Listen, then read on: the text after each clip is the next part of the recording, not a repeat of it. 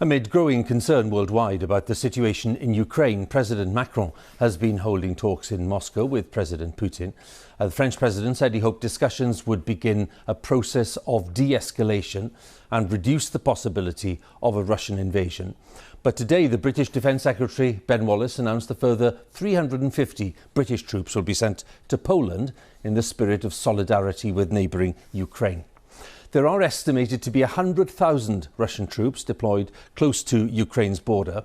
Moscow denies that it's planning to invade, but it's warned repeatedly that if Ukraine is allowed to join NATO, that's the military alliance dominated by the US, it will pose a real threat to Russian security. Our Moscow correspondent, Steve Rosenberg, has the latest. From one president to another, warm words. How are you? Fine, just fine. How are you? But there'd be no cosy chat. Socially distant summits is how the Kremlin likes it. Emmanuel, I'm so pleased to see you, said Vladimir Putin. Behind the smiles, though, serious concerns. What worries the West is Moscow's muscle flexing near Ukraine. Like these war games involving Russia and Belarus, and the Russian troops massed near Ukraine's border. What worries Moscow is NATO. It's demanding an end to NATO enlargement to the east. Une réponse utile. We need a response that avoids war for Russia and Europe, said President Macron, and build bricks of trust, stability and visibility. Just having the French president in town is being seen here as a diplomatic success for the Kremlin. There's a very long but very colourful Russian word, "не рукопожатный." It means quite literally, no one wants to shake your hand. You're like a pariah. After Russia's annexation of Crimea 8 years ago, Vladimir Putin was "не рукопожатный." World leaders avoided him like the plague. Now they're queuing up to meet him. Today it was President Macron. In a week or so, it'll be the German Chancellor. And the West is willing to discuss Russia's security concerns.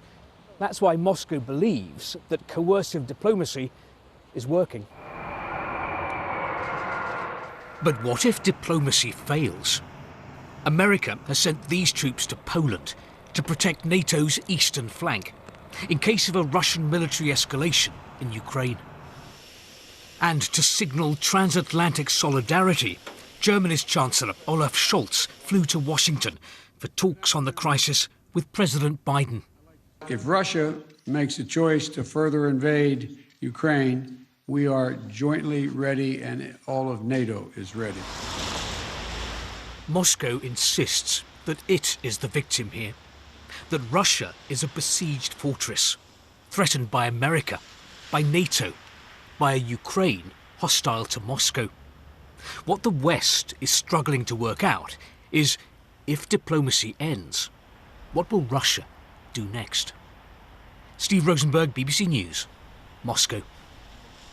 Well, let's go live to Washington and talk to our North America editor, Sarah Smith, who's at the White House. These two sets of high-level talks today, Sarah, do you detect that they're giving any hope for a de-escalation?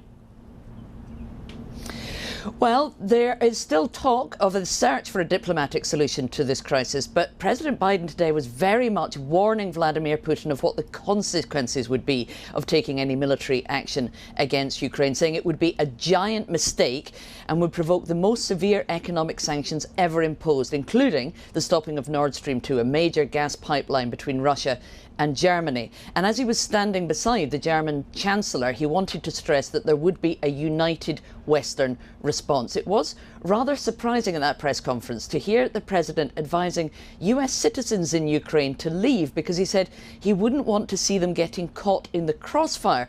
And this while the White House do say that they are still searching for a diplomatic solution and believe that one can be found. There are many warnings here of just how dire the consequences could be if Russia does take military action, but asked at the very end of the press conference if there was still an off-ramp for Vladimir Putin. In other words, if a diplomatic solution could be found, President Biden said very emphatically the answer to that is yes. Sarah, many thanks again. Sarah Smith, our North America editor at the White House.